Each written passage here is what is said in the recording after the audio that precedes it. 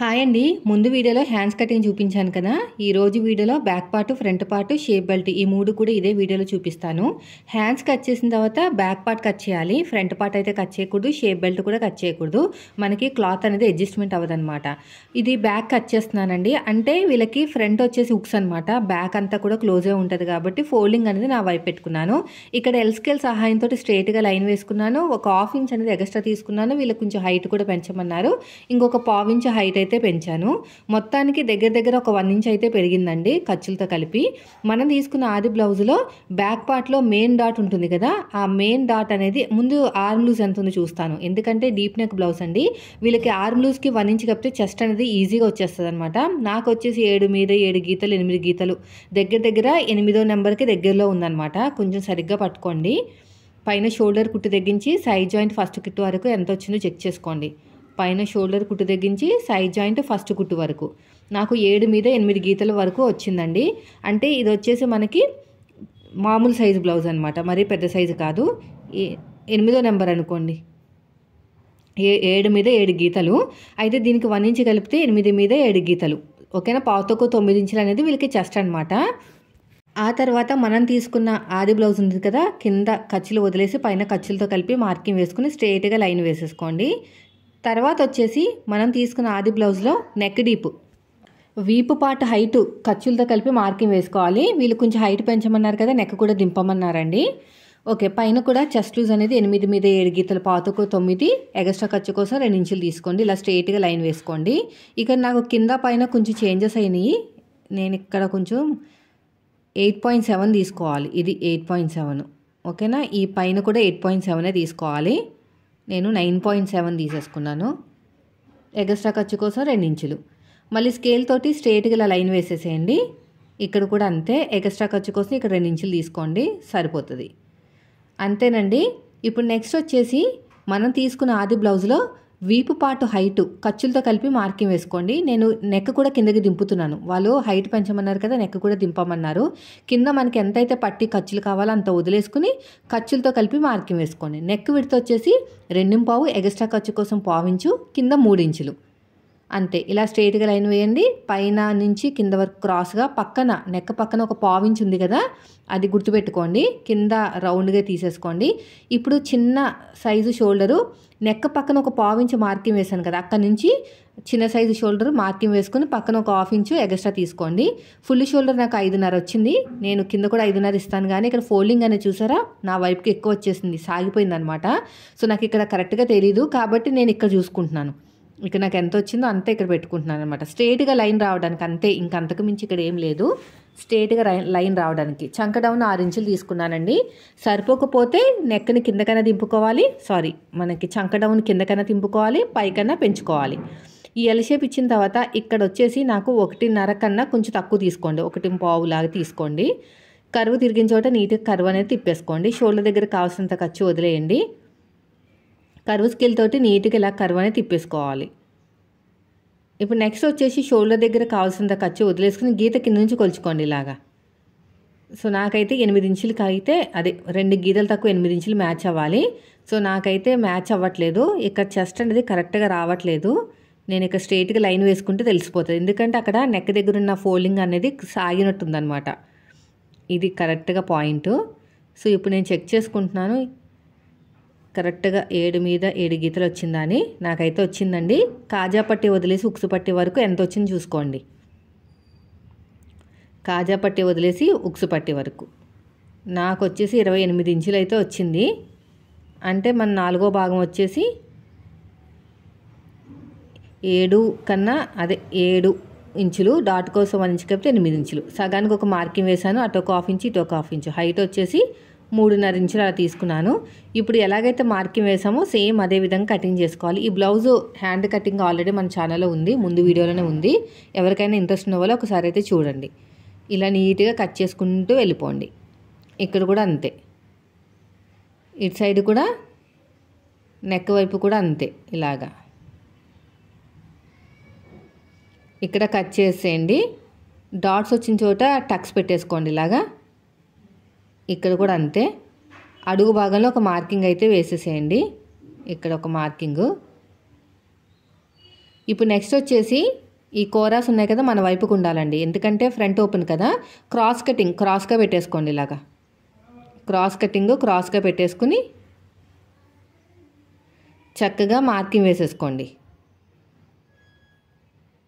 ఇలా మార్కింగ్ అనేది వేసేసుకోవాలి. ఇలా చక్కగా మార్కింగ్ అయితే వేసేసుకోండి. చంక వైపు కూడా అంతే. ఇలాగ సైడ్ జాయింట్ వైపుకి ఒక 1/2 ఇంచ్ ఎక్స్ట్రా తీసుకోండి. వీపు పార్టు హైట్ దగ్గర కూడా అంతే, ఇక్కడ కూడా అంతే. ఇప్పుడు వీలర్ దగ్గర ఇలా ప్రెస్ చేయండి, ఇక్కడ కూడా అంతే. ఒక 1/2 ఇంచ్ లోతు తీసేసుకోండి. మనకి ఫ్రంట్ పార్ట్లో లోతు ఖచ్చితంగా ఉండాలి, లెఫ్ట్కి రైట్కి రెండిట్లకి కూడా. ఇలా చక్కగా ఎల్ షేప్ అయితే ఇచ్చేసేయండి. ఒక 1/2 ఇంచ్ లోతు తీసేసుకోండి. ఇలాగా షోల్డర్ దగ్గర కావాల్సినంత ఖర్చు వదిలేయండి. నెక్స్ట్ వచ్చేసి మనం తీసుకున్న ఆది బ్లౌజ్లో పైన షోల్డర్ కుట్టు దగ్గర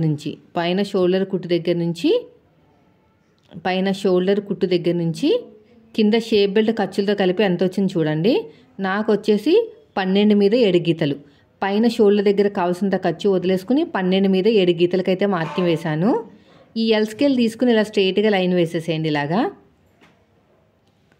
ఇలా స్ట్రైట్గా లైన్ వేసేసేయండి. తర్వాత వచ్చేసి బ్యాక్ పార్ట్కి ఫ్రంట్ పార్ట్కి మధ్యన డిఫరెన్స్ ఎక్కువే ఉంది, మనకి 2.5 ఇంచులు అయితే చాలు. సో కింద నుంచి 2.5 ఇంచులకైతే మార్కింగ్ వేశాను. ఇప్పుడు నెక్స్ట్ వచ్చేసి ఇలా కరెక్ట్గా పెట్టేసుకోండి. ఇలా పెట్టేసుకుని అడ్డంగా ఒక స్కేల్ పెట్టేసుకుని పైన షోల్డర్ కుట్టు దగ్గర నుంచి కింద మనం స్కేల్ వరకు ఎంత వచ్చిందో చెక్ చేయండి. ఇలా చెక్ చేసుకుంటే మీకు ఈజీగా అర్థమైపోతుంది అన్నమాట. మనకి ఎంత వస్తుంది ఏంటనేది ఈజీగా అర్థమైపోతుంది. నాకు వచ్చేసి 6.5 ఇంచులు, అంటే 6 మీద 7 గీతలు తీసుకోవాలి. రెండు గీతలు ఎక్కువ తీసుకోవాలి. ఇలా స్ట్రైట్గా లైన్ వేయండి, ఇలా క్రాస్గా లైన్ వేసేయండి. ఇప్పుడు కర్వ్ స్కేల్ తోటి నీట్గా ఇలా కర్వ్ అనేది తిప్పేసుకోండి. ఇప్పుడు నెక్ దగ్గర నుంచి ఓకేనా, నెక్ రౌండ్ చెక్ చేసుకుంటున్నాను ఏమైనా ఎక్కువ తక్కువ అయిందా అని. ఒకసారి చూసుకుంటేనే మంచిదండి, కొంచెం ఎక్కువైనట్టుంది. ఎందుకంటే మనం నెక్ దగ్గర బ్రాడ్ ఇస్తాం కదా, కొంచెం పైకి పెడుతున్నాను. ఇప్పుడు సరిపోతుంది, ఎందుకంటే నెక్ దగ్గర మనం క్రాస్ ఇస్తాము, పైగా బ్రాడ్గా కూడా ఇచ్చాం కదా. నెక్ రౌండ్గా రావాలంటే కొంచెం రౌండ్గా తీయాలండి. కరెక్ట్గా సరిపోయింది. ఇప్పుడు నెక్ దగ్గర నుంచి పట్టుకుని కింద నుంచి 2 హుక్స్కి మార్కింగ్ వేయండి. అంతే, మార్కింగ్ వేసుకుని మన వైపు నుంచి 2.5 ఇంచులు డాట్కి మధ్యన గ్యాప్ 1 ఇంచ్ తీసుకోండి. నెక్ దగ్గర ఒక 1/2 ఇంచ్ వదిలేయండి. ఈ రెండిట్ల మధ్యలో ఒక మార్కింగ్ చేసుకోండి. ఇప్పుడు హైటు ఖర్చులతో కలిపి మార్కింగ్ వేసుకోండి. మెయిన్ డాట్ హైట్ ఇలా షేప్ ఇచ్చేసేయండి. ఇక్కడ కొంచెం ఇలా క్రాస్గా వస్తుందండి, ఎందుకంటే బ్యాక్ పార్ట్కి ఫ్రంట్ పార్ట్కి మధ్యన డిఫరెన్స్ ఎక్కువ ఉంది కదా. ఇప్పుడు చూడండి, ఇప్పుడు మీకు ఇక్కడ నుంచి మీకు ప్రిన్సెస్ కట్ మార్కింగ్ వేసుకోవాలి. ఇదిగోండి, ఇలాగ ప్రిన్సెస్ కట్ కోసం మార్కింగ్ వేసుకోవాలి. ఎలా వేసుకోవాలో చెప్తాను. ఇలా పట్టేసుకుని ఇలా వేసేసుకుంటే సరిపోతుంది అనమాట. కుట్టేటప్పుడు కూడా పైనుంచి అలా కుట్టుకుంటూ వచ్చేయాలి. స్టిచ్చింగ్ వీడియో కూడా పెడతాను మీకు, ఓకేనా. ఎందుకంటే మనకి వీళ్ళకి క్రాస్ కటింగ్కి ప్రిన్సెస్ కట్ కావాలంట. అంటే మామూలుగా 4 డాట్స్ 3 డాట్స్ వేస్తే షేప్ అనేది హైలైట్ అయిపోతుంది, సింగిల్ పళ్ళు వేసుకుంటాను కుదరట్లేదు. ప్రిన్సెస్ కట్లో క్రాస్ కటింగే ప్రిన్సెస్ కట్లో కావాలన్నారు. ఇలా కలిపేసుకుంటే మీకు ప్రిన్సెస్ కట్ లాగా షేప్ వచ్చేస్తుంది. ఇక్కడ కూడా అంతేనండి, ఇలా నీట్గా కట్ చేసేయండి. చాలామందికి షేప్ అనేది నచ్చదు, అందుకని ప్రిన్సెస్ కట్ పెట్టుకుంటారనమాట. ఇక్కడ కూడా చిన్న టక్ ఇచ్చేసేయండి, ఇక్కడ చిన్న టక్ ఇచ్చేసేయండి. అడుగు భాగంలో కూడా మార్కింగ్ వేసేసుకోండి, సేమ్ ఇలాగే సరిపోతుంది. ఇప్పుడు మనం షేప్ బెల్ట్ కట్ చేసుకోవాలి. బ్యాక్ పార్ట్ మీద ఫ్రంట్ పార్ట్ పెట్టుకుని సైడ్ జాయింట్ వైపుకి ఎంత ఎగస్ట్రా ఉందో చెక్ చేసుకుంటే అంత ఎగస్ట్రా ఉన్న క్లాత్ని మనం షేప్ బెల్ట్ కింద కట్ చేసుకోవాలి సైడ్ జాయింట్ వైపుకి. ఇక్కడ నేను ఇలా ప్రెస్ చేస్తున్నాను చూడండి, స్టిచ్చింగ్ వీడియో కూడా పెడతాను అండి, ఓకేనా. ఇలా ప్రెస్ చేసుకుంటే సరిపోతుంది. ఇప్పుడు వచ్చేసి షేప్ బెల్ట్ కటింగ్ అనమాట.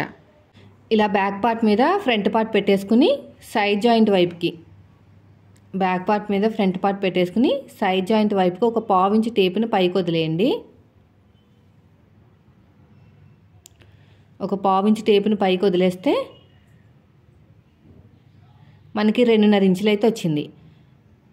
సో మన దగ్గర మిగిలిన క్లాత్ ఎంత ఉంది, ఇక్కడ కోరా ఉన్న క్లాత్ని చూసారా, ఫస్ట్ కోరా ఉన్న క్లాత్ని 1.5 ఇంచుతోటి కట్ చేసేద్దాం. లేదంటే మనకి వెనకాల బ్యాక్ పార్ట్ కోసము క్లాత్ కావాలి కదా, అందుకుని ఇలా నీట్గా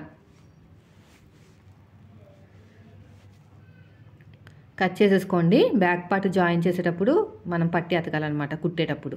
ఇప్పుడు ఈ మిగిలిన క్లాత్లోనే షేప్ బెల్ట్ అయితే కట్ చేసుకోవాలి. కొంచెం ఇలా స్ట్రైట్గా లైన్ వేసేసుకుందాము. ఇక్కడ ఎక్స్ట్రా ఉన్న క్లాత్ని కట్ చేసేయండి చక్కగా. పొడుగు వచ్చేసి 10.5 ఇంచులు అయితే సరిపోతుంది, ఎందుకంటే చెస్ట్ వీల్కి చాలా తక్కువే కదా, మీడియం సైజ్ బ్లౌజ్ కాబట్టి. నేనైతే ఒక 10.5 ఇంచులు అయితే తీసుకుంటున్నానండి. 11 అయితే మరీ ఎక్కువైపోతుంది. సైడ్ జాయింట్ వైపుకి 2.5 ఇంచులు, ఉక్సు పట్టి కాజా పట్టి వైపుకి ఒక 3.25 దాకా వచ్చింది. టేప్ని ఒక 1/2 ఇంచు పైకి వదిలేసాను అనమాట. ఇదిగోండి, ఒక 1/2 ఇంచుని వదిలేస్తే నాకు 3.25 వచ్చింది. తర్వాత వచ్చేసి ఇక్కడ వచ్చేసి 2.5 అంతే. ఇలా షేప్ తిప్పేసేయండి. ఇదే మనకి షేప్ బెల్ట్ అనమాట.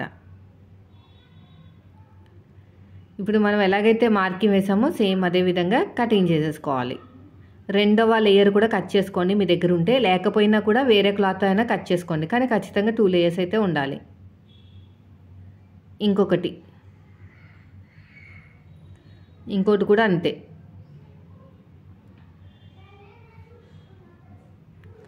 ఇలాగా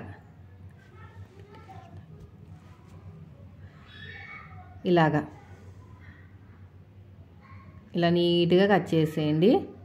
ఇలా కట్ చేసుకుంటూ వెళ్ళిపోవాలి. సో ఇదండి ఈరోజు వీడియో. ఒరిజినల్ క్లాత్ మీద ఎలా పెట్టి కట్ చేసుకోవాలో షార్ట్ వీడియోలో అయితే చెప్తాను. వీడియో నచ్చితే లైక్ చేయండి. మీరు మన ఛానల్ ఫస్ట్ టైం చూస్తే సబ్స్క్రైబ్ చేయండి. Cross cutting with princess cut అనమాట ఈ బ్లౌజ్ వచ్చేసి. Thank you for watching.